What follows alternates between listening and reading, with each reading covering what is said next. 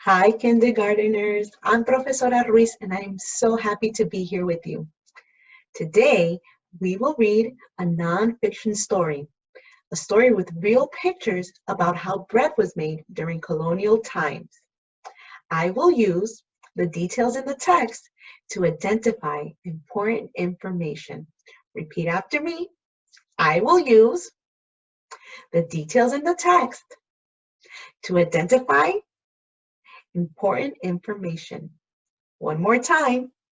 I will use the details in the text to identify important information. Very good. Before we begin reading, let's review some important vocabulary words. The first word is kneaded. Kneaded is when ingredients are mixed together with your hands. The pizza maker kneaded the dough before he flattened it out to make the crust. The next word is miller. A miller is a tradesperson who runs a mill that grinds wheat or corn into flour. The next word is customers, people who buy goods and services. There are a lot of customers in line at the grocery store. The last word is grindstones. Grindstones are two stones used to crush wheat or corn to make flour. Very good. Now, the name of the story we're going to read is called The Bread Makers, Millers and Bakers. As we listen to the story, let's think about this question. How do the miller and the baker work together to make bread? Again, how do the miller and the baker work together to make bread? Let's begin. All over the world, for thousands of years, bread has been an important part of many people's diet. In almost every culture, people make bread or foods like bread. In Mexico, they eat tortillas. In India, they eat chapati. In Israel, they eat matzo. And in America, we may eat any of the above, plus bagels, muffins, biscuits, and sliced bread. What's your favorite type of bread? Mine is a donut, a chocolate donut. In colonial times, most breads were made from wheat or corn. Where did the wheat and corn come from? That's right, the farmer. But it was a long process from the farmer's field to the baker's shop. Today, we're going to learn how and what. We're going to learn about what and who was involved with making bread.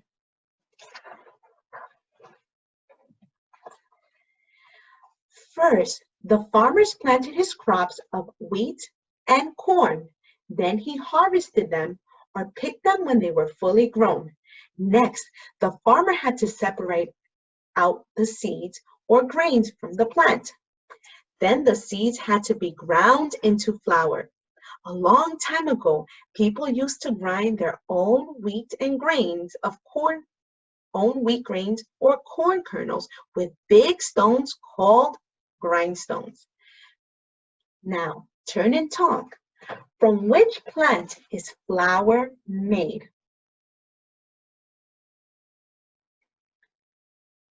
Yes, flour is made from corn, wheat, or other grains. Early grindstones used by native people all over the world were like the ones in this picture. One stone was large, either flat or bowl-shaped, and the other stone was usually small enough to be held in the hand. The person grinding would spread some grains on the large stone and grind them with the smaller stone. Imagine grinding two stones together all day long, just enough to get enough flour to make one loaf of bread. Whew, it was hard work. Eventually, people found a quicker way to do the job. Introducing the mill. Mills existed in Europe long before people settled in America. A mill is a building with machinery that grinds grain into flour. A mill did the same thing as a person with a grindstone. It crushed the grain of wheat between two stones. The stones in a mill were called millstones, and they were very, very large, far too large for a person to lift. Instead, a person grinding the stones together, a giant machine grinds the heavy millstones in a mill together. The bigger the millstones, the more grain the mill could crush into flour. Water mills were the most common type of mill in early America. They were built right on the rivers. The fast-flowing water made the big wheel turn round and round, and the wheel was connected to the gears that made the millstones inside the building turn. The heavy weight of the stones pressed hard to grind the grains. The tradesperson in charge of the mill was called a miller. The miller would charge the farmers money or some of their grains to grind their wheat or corn into flour. The miller would grind the grain into flour, then collect the flour into bags. A miller with a water mill could grind and bag more flour in one day than a farmer with a grindstone could grind in weeks. Once the flour was ground, the miller sold some of it to the baker. The baker made bread, muffins, or cakes out of flour he got from the miller. Now, let's turn and talk. How does a miller make flour?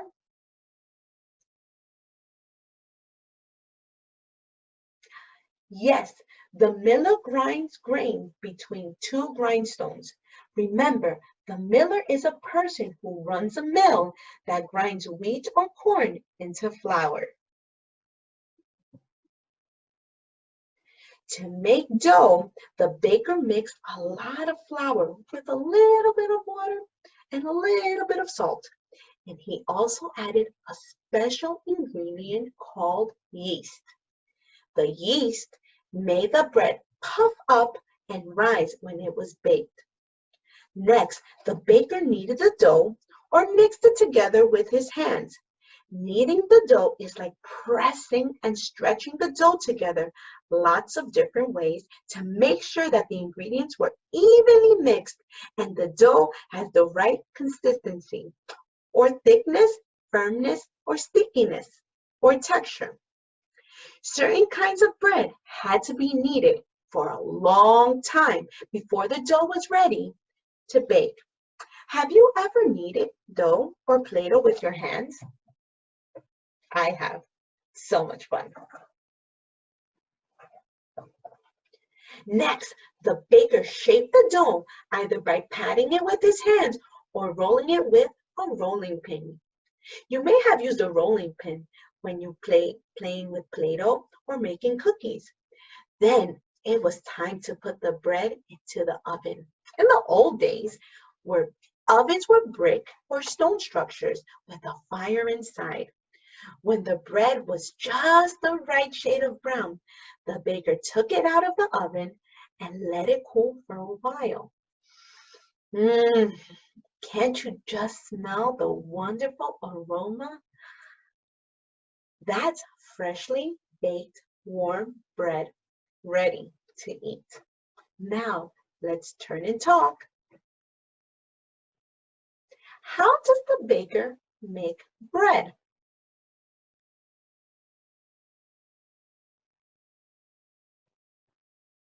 Yes, the baker mixes together flour, water, and yeast, kneads it, and he lets it rise and puts it in the oven to bake. Remember, when you knead the dough, you are mixing the ingredients with your hands. Very good. Bread is still made today in more or less the same way it was made in early America 300 years ago. Has anyone ever made bread at home? What do you do first? That's right. The first step is making the dough. Bakers have to get up extra early, sometimes at 2 or 3 o'clock in the morning, to start making dough and start baking bread for their first customers. Remember, customers exchange goods with the baker or give the baker money to buy what he or she has made. And even today, in many parts of the world, hungry customers stand outside the bakery first thing in the morning to buy their bread and other breakfast treats. There is nothing better than fresh baked goods to start your day. Very good. Now, turn and talk. Besides a loaf of bread, what other foods are made with flour?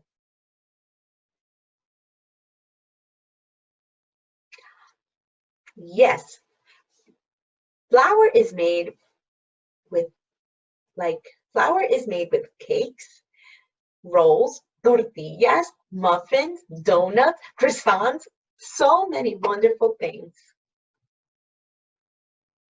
I'm so happy we got to read this story together.